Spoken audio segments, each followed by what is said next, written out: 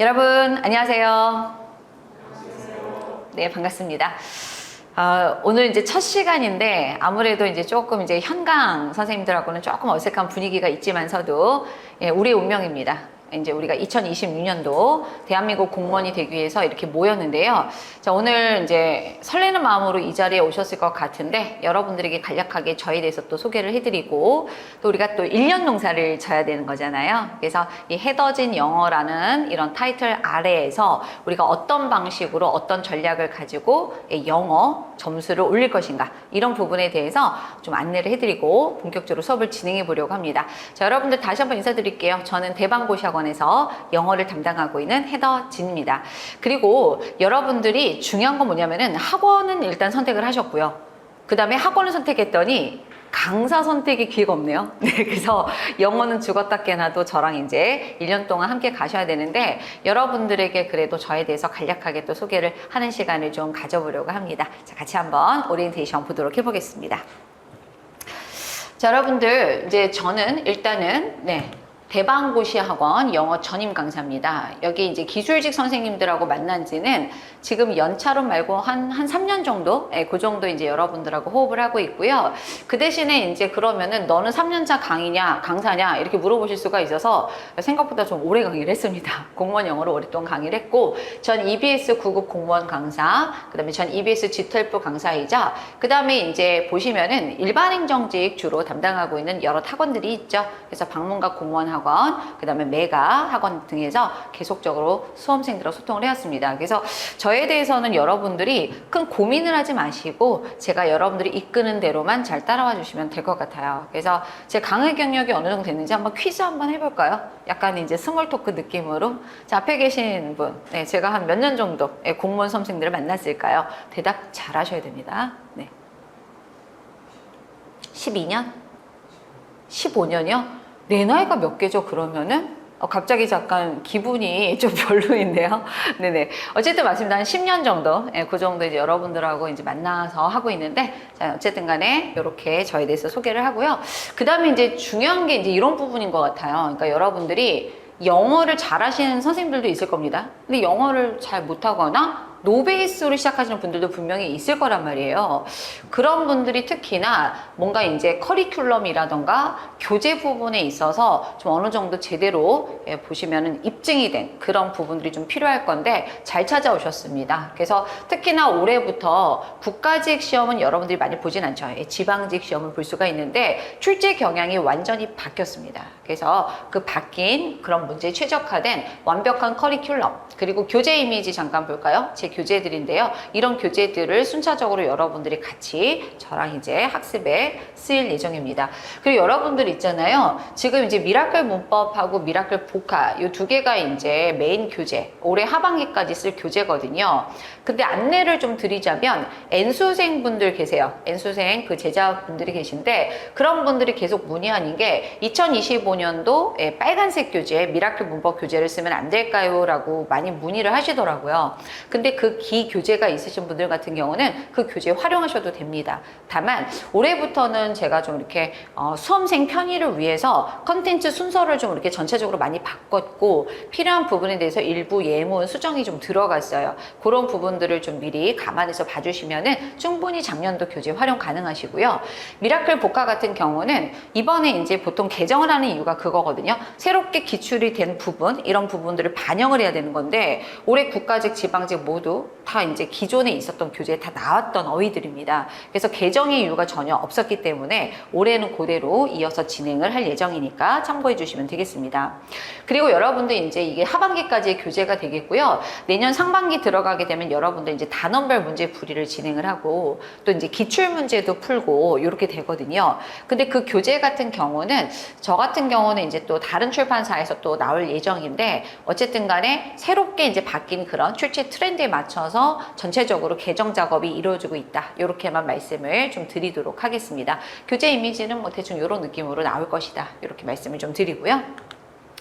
자, 그 다음에 올해도 어김없이 입증된 높은 적중률인데 사실 이거는 새롭게 이제 들으시는 수험생 분들에게는 와닿지 않은 내용일 수도 있어요. 근데 이제 보시면은 제가 계속 정리 중인데 적중한 부분에 대해서 제가 이제 그 근거 자료들을 해마다 이제 만들어 갖고 올려놓고 있으니까 나중에 이제 공지가 되면 한번 또 봐주시면은 아, 내가 따라가고 있는 이 선생님하고 좀 이렇게 든든하다, 믿을 수 있겠구나, 이런 생각이 좀 들 겁니다. 그래서 결과적으로 이제 적중률이 높다라는 거는 그거거든요. 여러분들이 어떤 교재에서 스쳐 지나가듯이 나왔다, 이걸 적중이라고 볼 수는 없는 거 아닌가요? 그렇죠? 그러니까 적어도 우리가 뭔가 적중했다라고 하면은 되게 중요한 출제 포인트였던 부분을 반복적으로 수험생들에게 얼마만큼 제시를 했느냐, 그게 어떤 강의에서든 어떤 문제풀이 과정에서든 그런 것들이 중요한 건데, 그런 부분에 있어서는 제가 또 이 부분에 있어서는 좀 자신 있는 강사이기도 합니다. 믿고 따라주시면 좋을 것 같아요.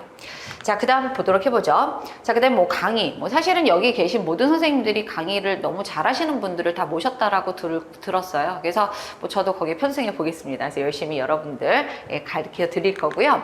그 다음에 이제 마지막으로 이 부분을 좀 말씀을 드리고 싶은데, 사실 이 형강 대방 제자분들 같은 경우는 일주일에 한 번밖에 못 만나요. 그리고 이제 시수도 작년보다 살짝 줄어가지고 좀 많은 시간 함께 하지 못합니다. 그리고 온라인 제자분들도 뭐 마찬가지죠. 근데 여러분들이 중요한 건 뭐냐면은 그 과정에서도 우리가 뭔가 관리라던가 컨설팅이 분명히 이루어져야 되는 그런 지점이 있다라는 거예요. 그러니까 여러분들이 제가 설명드리는 모든 부분들을 다 완벽하게 막 흡수를 쫙쫙 해.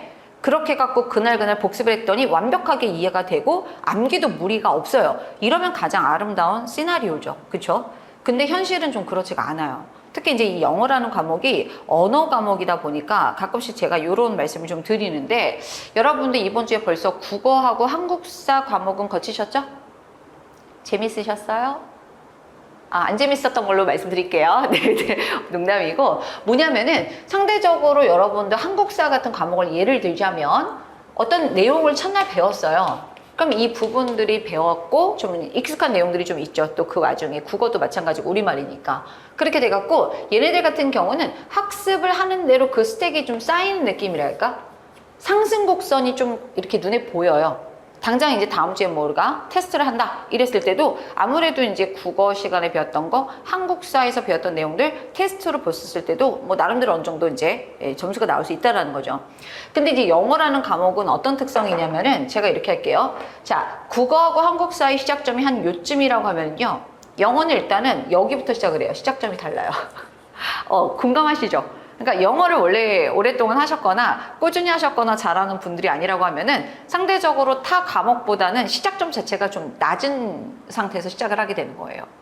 그래서 가뜩이나 이게 이제 보시면은 정비례로 이렇게 올라간다고 하더라도 이만큼의 갭이 존재를 하는데, 이 와중에 영어는 특별히 보시면은 이 상승 곡선이 되게 더뎌요. 뭐 이런 느낌이랄까? 네.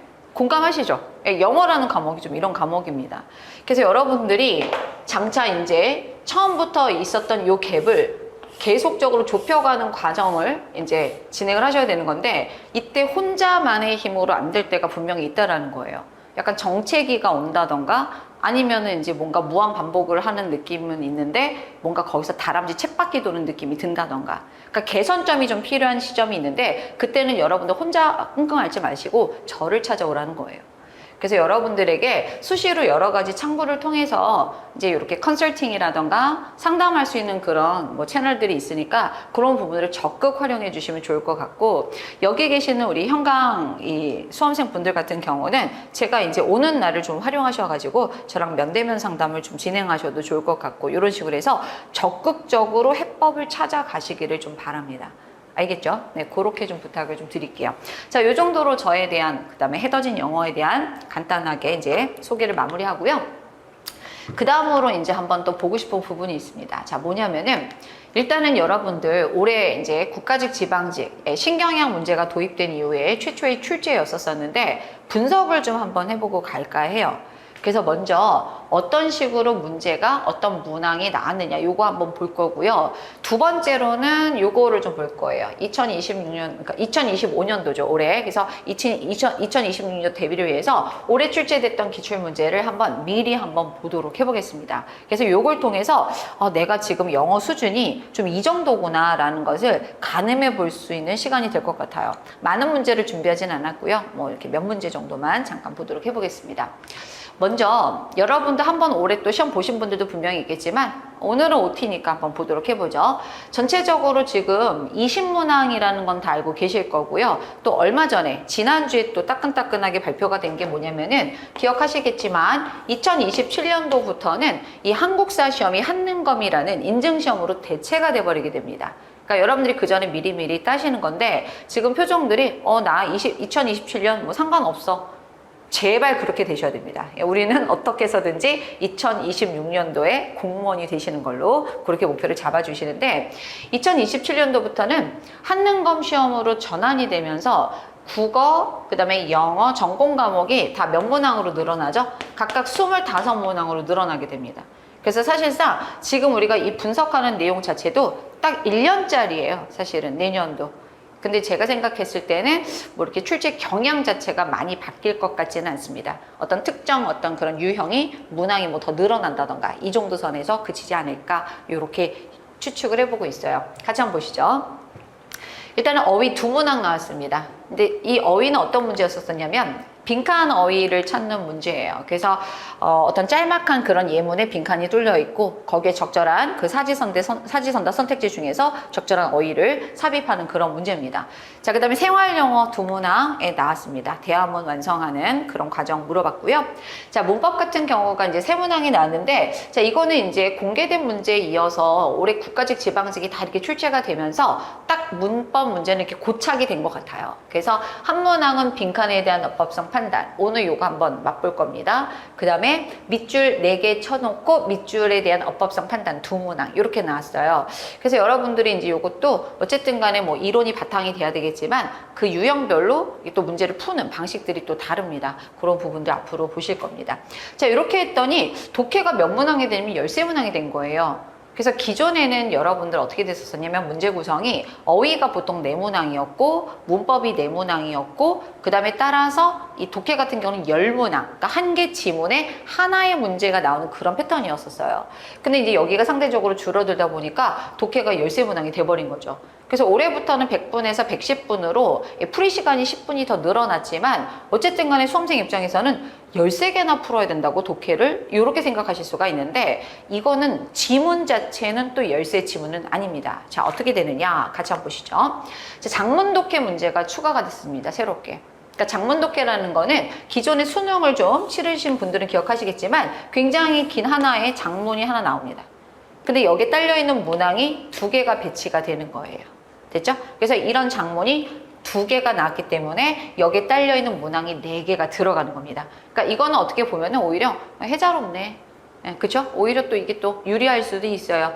그렇게 봐주실 수 있겠고, 자, 어떤 핵심 내용이 무엇인지를 파악하는 대입 파악 문제, 세부 내용 2문항, 그 다음에 여러분들 글의 일관성 빈칸 추론 많이들 어려워하시는데 요거 빠지지 않고 딱 이렇게 5문항이 몇 년째 계속 출제가 이루어지고 있습니다. 자, 여러분들 한번 보도록 해보죠. 장문 독해 올해 출제됐던 거 국가직 지방직 공히, 자, 여기 보시죠. 글의 제목 찾는 문제. 그 다음에 글의 목적을 물어보는 문제. 이게 바로 이제 대입하고 관련된 내용이죠. 그 다음에 세부 내용 하나 들어갔고요. 자, 기존에 이제 우리가 동의어 찾는 문제들이 항상 어휘 문제로 나왔는데 걔네들이 이번에 이 장문 독해로 포함이 됐습니다.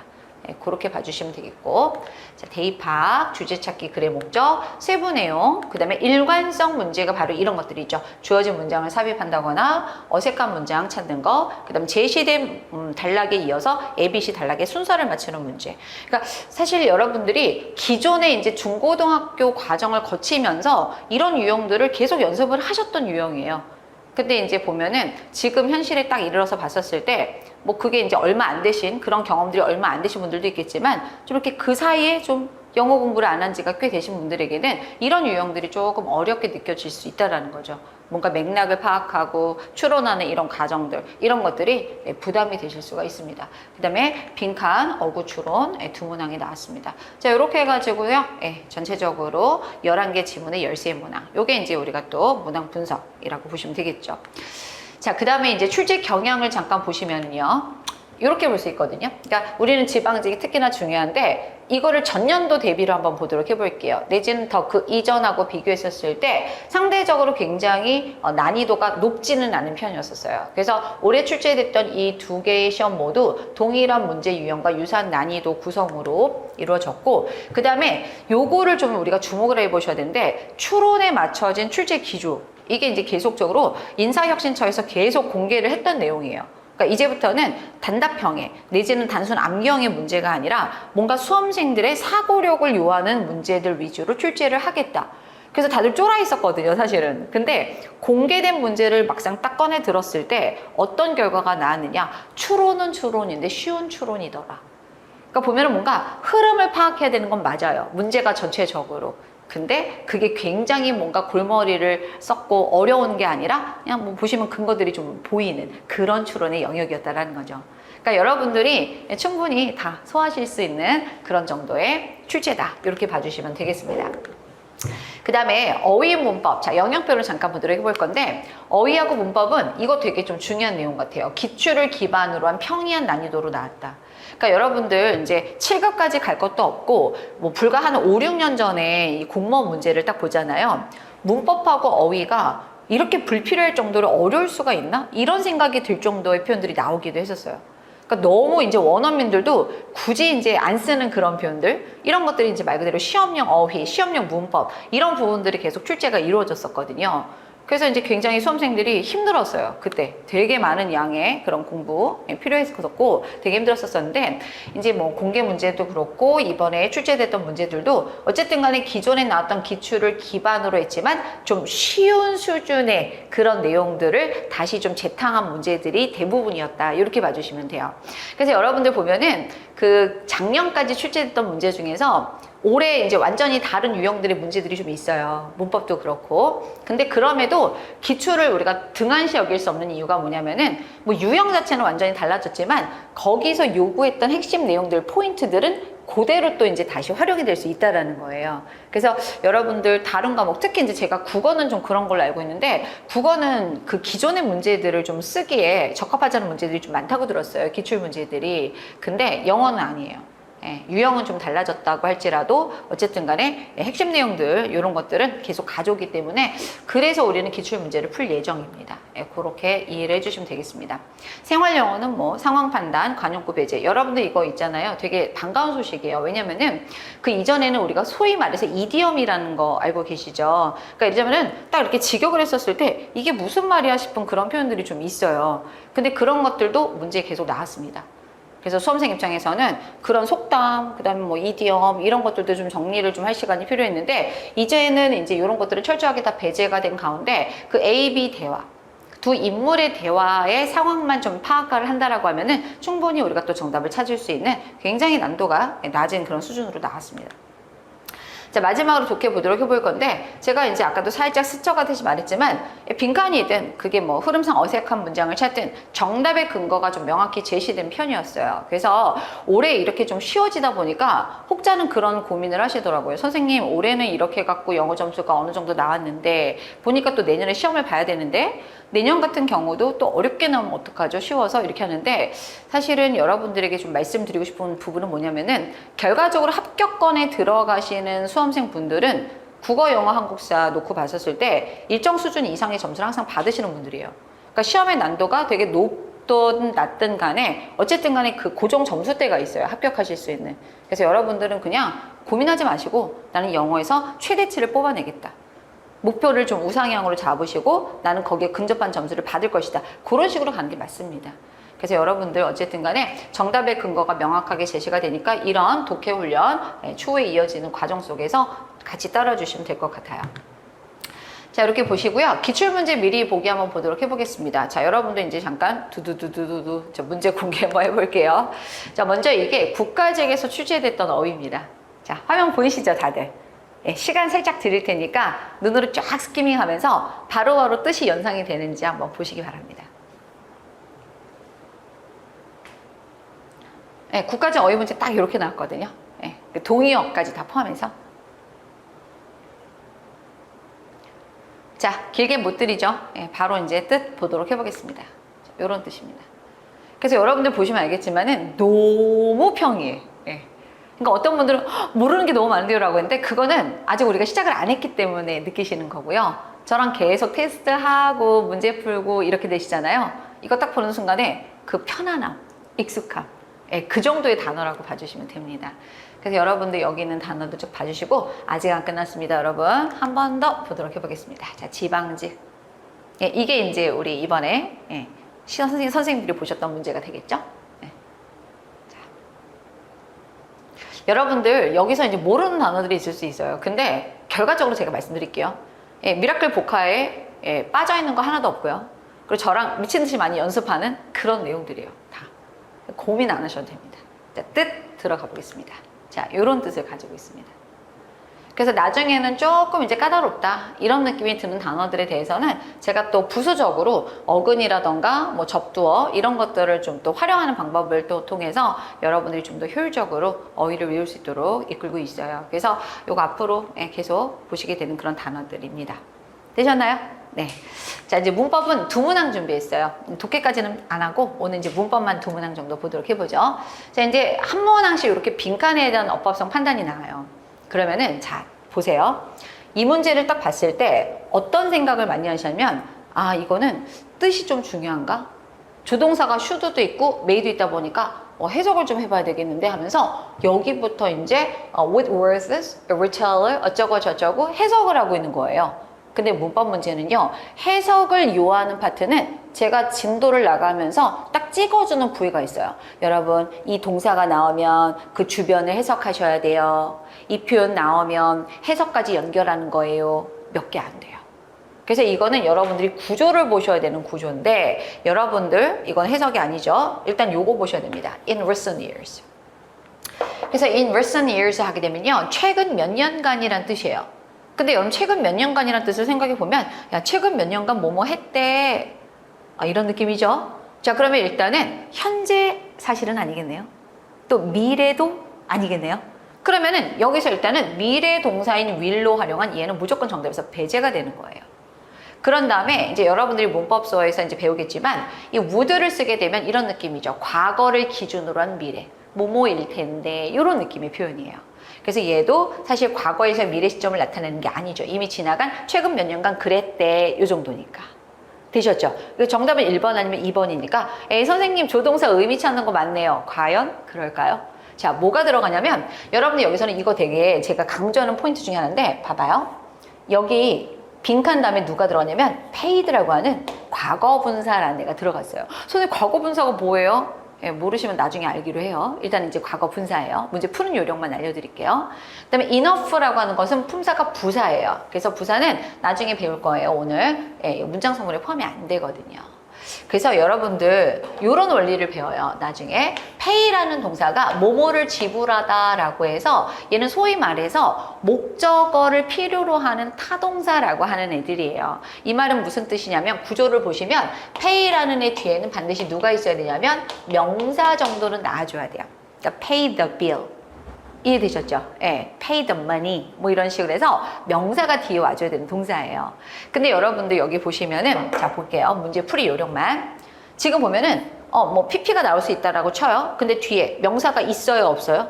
없는 거 보이시죠? 부사만 있는 거잖아, 지금. 그러면은 이 구조는 우리가 능동태가 아니라 수동태라고 하게 돼요, 판단을. 나중에 문제는 이렇게 푸는 거예요. 그래서 봤더니 조동사 not, 조동사 not인데 하나는 여기 보이시죠? have, been, pp 구조가 됐고요.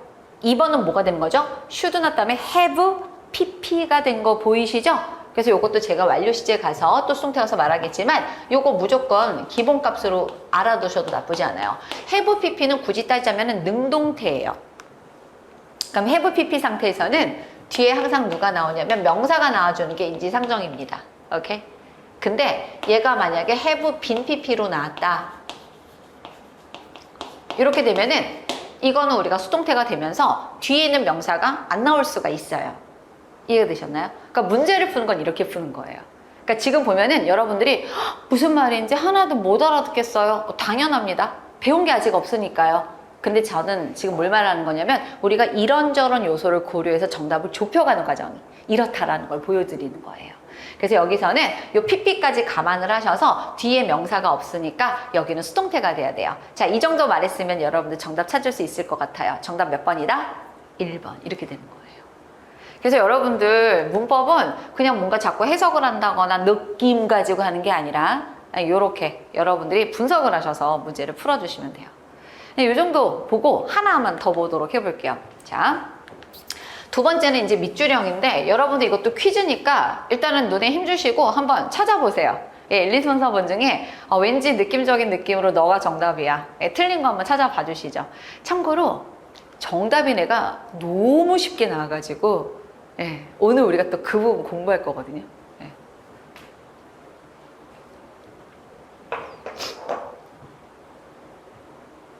자, 우리 인강 선생님들도 다 풀어보시고. 네. 정답 몇 번일까요? 네, 대답이 나왔어요. 아주 좋습니다. 네, 정답 3번입니다. 자, 그럼 왜 3번인지 한번 1번부터 이제 포인트를 좀 잡아보도록 해볼게요. 여러분들 혹시 1번 같은 경우가 to imagine이 나는데 이거를 뭐라고 하냐면 to 더하기 동사 원형 형태, to 부정사라고 해요. 들어본 적 있으시죠? to 부정사. 근데 시험 문제는 항상 그걸 물어봅니다. 이렇게 to 더하기 동사 원형에 밑줄이 쳐져 있으면 이 자리가 좀 제대로 된 그런 동사, 준동사 형태가 왔는지를 물어보는 거예요. 그러니까 to 더하기 동사 원형 자리냐 아니면 여러분들 ing 동명사 들어본 적 있으시죠? 동명사 자리냐 보통 그걸 물어보는 문제입니다. 근데 여러분들 있잖아요. 이 생각하시면 돼요. 이 자리가 to 더하기 동사 원형이 맞는지 아니면은 뭐 동명사가 맞는지 이거를 판단하는 기준점은요. 뭐 나의 느낌이 아니라 해석이 아니라 무조건 앞에 있는 본동사를 기준으로 하는 거예요. 그래서 이건 여러분들에게 제가 미친 듯이 외워주세요 라고 하는 주문하는 구간인데 tend 다음엔요 투보정사가 뒤에 목적으로 와야 됩니다. 그래서 여기서는 요거 올바른 구조예요. tend to imagine. 그러니까 여기가 만약에 imagining, ing가 나왔다. 그럼 저거 맞아요? 틀려요? 틀린 게 돼버리는 거예요. 여러분도 소시적에 중학교 때 이런 거 배우지 않나요? 저도 중학교 때 배웠던 기억이 나는데 이런 표현 있죠. finish, 다음 뭐가 나오죠? ing, 뭐 이런 거. 들어본 적 있죠? 예, mind, ing, 뭐 이런 거 났던 거 기억하시죠? 예, 그런 애들은 이제 뒤에 ing가 오는 거고 tend는 투부정사가 나오는 거죠. 선생님 이거를 저희가 외울 수 있을까요? 네, 외우게 돼요. 제가 푸시하기 때문에.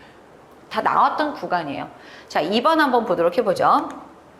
자, 2번 같은 경우는요. 자, 뭐가 나왔냐면은 자, outside the law라는 표현이 나왔어요. 근데 참고로 이거는 이제 전명구, 부사구 정도로 볼 수가 있어요. 그러니까 법 바깥에서 그런 뜻이니까 위법으로, 불법으로 이 정도 의미예요. 그래서 여기서는 뒤에 이제 보시면은 앞에 보시면 operated라고 동사가 나는데 불법으로 운영됐다. 뭐 이런 식으로 해서 동사를 꾸며주는 그런 용도로서 왔다. 이렇게 봐주시면 되겠고요. 그 다음에 이제 여러분들 3번이 굉장히 좀 중요한데 비동사에 밑줄이 쳐져 있으면 이건 그냥 100%라고 보시면 돼요. 시제, 뭐 현재, 과거, 미래 그게 아니라 무조건 단수, 복수, 수일치를 물어보는 문제예요. 그러니까 요거는 진짜 조금 농담 보태서 여러분들하고 문제풀이 과정 속에서 제가 50번에서 100번 사이 정도는 계속 언급하는 구조 중에 하나입니다. 그래서 여기 같은 경우는 얘가 관건인데 보통 이제 영어는 동사가 나오면 앞에 주어가 있거든요. 그래서 어떤 분들은 주어가 대어니까 얘 워즈로 와야 되는 거 아니야? 단수? 이러시면 곤란하다라는 거죠. 참고로 이 대어라는 것은요. 예, 유도 부사. 예, 품사적으로는 부사인데 부사는 참고로 주어 노릇을 할 수가 없어요. 그냥 이제 부사예요. 오케이. 근데 이렇게 대어로 시작하는 문장의 특징 중에 하나가 뭐냐면은 뒤에는 도치 현상이 발생합니다. 도치. 뭐가 되는 거죠? 주어와 동사의 위치가 바뀐다는 얘기예요. 그럼 여러분들 대어는 부사고 얘가 동사면 실질적인 주어는 누가 되는 걸까요? 예, 그렇죠. 뒤에 있는 an established process. 여기가 주어가 돼버리는 거예요. 그럼 여러분들 뭐 수식어구는 있지만 process라고 하는 것은 느낌적인 느낌. 단수예요, 복수예요? 단수, 하나짜리 단수예요. 그럼 단수일 때는 비동사, 과거 시제가 were가 아니라 뭐라고 배우셨죠? was라는 게 와줘야 된다라는 거죠. 제 말 이해하셨나요? 그래서 요거는 이제 수일치를 물어보고 도치까지 물어봐서 이거는 were가 아니라 was로 바꿔주셔야 올바른 표현이 되는 겁니다. 그나마 4번이 좀 어려운 구조예요. 제가 또 많이 강조하는 그런 구조 중에 하나라고 볼 수가 있는데, 근데 어쨌든 간에 정답이 생각보다 쉽게 나왔기 때문에 4번에서는 살짝 고민이 된다고 하더라도 우리가 또 과감하게 넘길 수 있는 그런 수준이었었어요.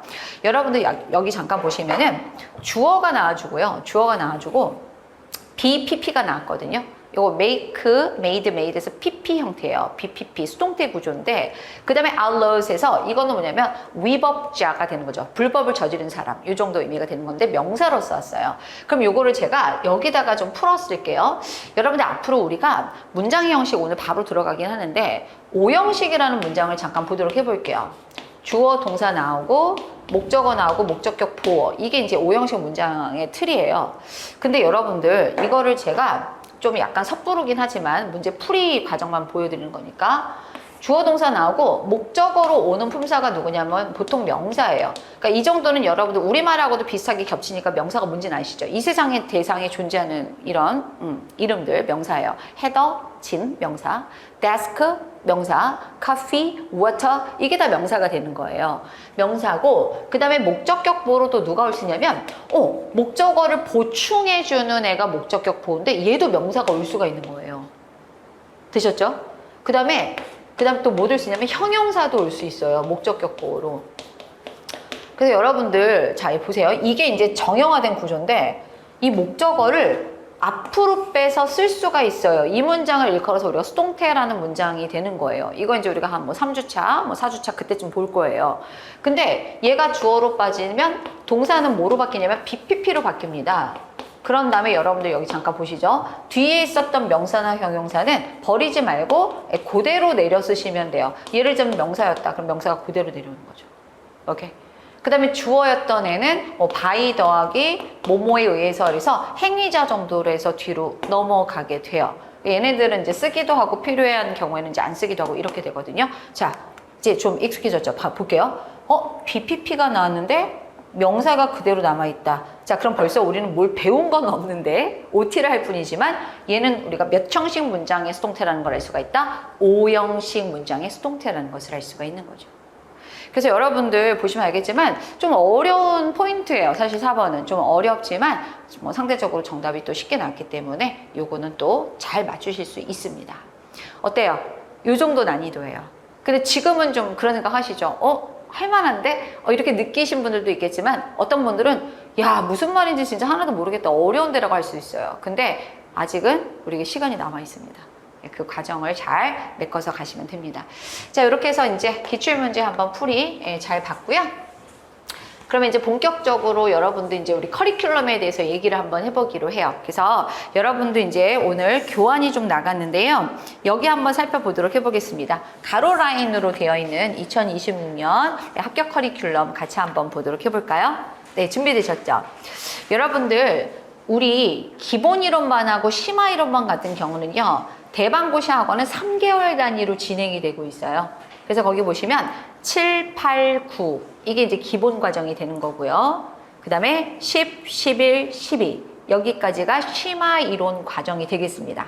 되셨나요? 그리고 각각 문법, 어휘, 독해를 다 건드려 드립니다. 이때. 그런 다음에 1월, 2월 같은 경우는 실전 과정으로 넘어가게 되면서 내년 상반기죠. 단원별 문제 풀이반이 진행이 되고요. 자, 근데 오른쪽으로 가보겠습니다. 자, 3월달, 4월달은 기출문제 풀이반이 진행이 되고, 그 다음에 자 5월달에서 6월달까지 시험 직전까지는 지방직 대비 동형 모의고사와 파이널 모의고사 이런 식으로 수업이 진행될 예정입니다.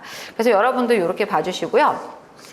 여러분들 좀 죄송합니다. 지금 보니까 바뀌었어요. 1월달, 2월달이 기출문제 풀이고요. Sorry. 3월달, 4월달이 단원별 문제 풀입니다. 오케이, 죄송합니다. 예, 요거 두 개만 좀 바꿔주세요. Sorry. 예, 온라인 지자분들은 제가 바뀐 걸로 업로드 다시 요청해 드릴게요. 자, 그럼 같이 한번 보도록 해보겠습니다. 자, 여러분들 여기 보시면은 기본 이론반에서는 우리는 뭘 할 예정이냐, 3개월 동안 이렇게 놨는데 같이 보시죠. 자, 공시의 전반적인 기본 문법 개념 정리를 해드리고요. 그 다음에 여러분들 올 때마다 계속적으로 기본 어휘 암기 테스트가 진행이 됩니다. 이런 부분들이 있을 거고요. 그 다음에 독해 같은 경우는 처음부터 무조건 장문의 독해를 바로 진행하는 건 아니고 일단 구문 훈련을 먼저 할 거예요. 그래서 여러분들 이제 거기 실러버스 나중에 좀 보여드리겠지만 한 달 정도는 문법 이론을 좀 강화를 좀 하고요. 어느 정도 문장 구조 부분에 대한 문법 이론이 정리가 된 다음에 그 다음부터 나머지 2달 동안은 구문 훈련을 일정 부분 넣어가지고 여러분들하고 정확한 독해 연습하는 과정을 또 추가하도록 하겠습니다. 자, 그 다음에 심화이론으로 넘어가 보도록 해보죠. 자, 심화이론 같은 경우는요. 자, 실전 심화 문법 정리 문제 적용 훈련이라고 했는데 이때는 여러분들 같은 동일한 교재를 가지고 진행하지만 뭔가 이론의 나열이 아니에요. 이때는. 그러니까 예를 들자면은 조금 더 핵심적인 내용들을 여러분들 설명을 드리면서 그 부분에 대해서 문제가 이런 식으로 응용돼서 나올 것이다. 이런 구조로 변형이 된다 등등 해서 여러분들이 실전 문제 써먹을 수 있는 그런 포인트들을 계속 짚어드리면서 갑니다. 그래서 이 심화이론 과정이 어떻게 보면 여러분들이 기본 이론반을 정말 잘 해내셨을 때 또 이거로 넘어가야지 더 효과가 있을 거예요. 그래서 가끔씩 물어보세요. 그러니까 기본 이론반만 하고 다음에 문제풀이로 넘어가면 안 돼요. 저는 뭐 N수생이니까 심화이론반만 들으면 안 돼요 라고 하는데 각각 결이 달라요. 목표하는 그런 지향하는 바가 다르기 때문에 웬만하면 여러분들이 영어 같은 경우는 처음부터 계속 순차적으로 밟아 가주시면 좋을 것 같습니다. 그리고 이때 되면은요, 어휘의 난도도 좀 올라가게 됩니다. 그래서 이때 또 심화 과정의 어휘 암기 훈련이 병행이 되고요. 그 다음에 이제 이때 유형별 독해를 같이 하시게 돼요. 그래서 독해 유형별로 정답의 키워드를 찾는 그런 훈련 이때 진행을 하게 됩니다. 자, 그 다음에 이제 그 기출문제 단어별 문제풀이가 나오고 있는데, 자, 말씀드렸죠. 그래서 기출문제 같은 경우는 7년간 출제된 핵심 문제 위주로 또 풀이가 진행이 되고요. 문항수가 좀 봐가지고, 좀 우리가 수업 시간 좀 실수가 좀 줄은 부분이 있어서 좀 필요한 문제들 위주로 좀 진행을 하게 될 수도 있을 것 같습니다. 그래서 기출을 통한 정답 예측 및 풀이법 연습을 할 예정이고, 그 다음에 이제 단어별 문제풀이반 이 과정을 통해서 말 그대로 제가 순수하게 다 만든 문제들로 구성이 되는 데요. 출제 기조를 반영해서 이번에 완전히 다 뜯어 고쳤어요. 예. 요 지금 제가 집필 중이거든요. 그래서 편집위원들하고 같이 집필하고 있는데 출제 경향이 많이 달라졌기 때문에 그거 다 반영했고 그 다음에 또 예전에 쓸 수 없는 문제들이 있잖아요. 그런 유형들은 다 버리고 그렇게 해서 완전히 뜯어 고쳐가지고 교재를 준비 중에 있습니다. 그래서 정답을 찾는 비법 반복 훈련 이때 계속 할 거고요.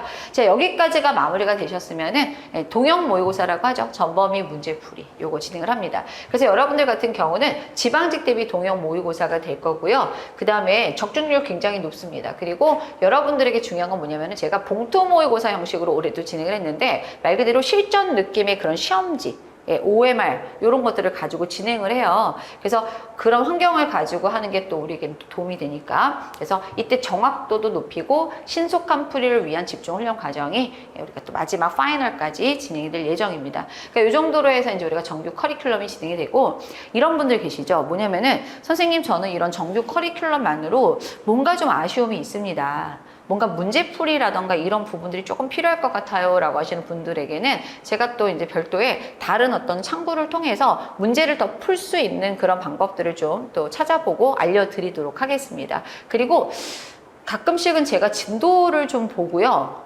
진도가 좀 생각보다 좀 빨리 나간다 싶으면은 그때 제가 적절하게 모의고사 이런 형태의 그런 또 자료들이 또 추가적으로 나가가지고 같이 풀어보는 시간들도 있어요. 그런 것들도 활용하도록 하겠습니다.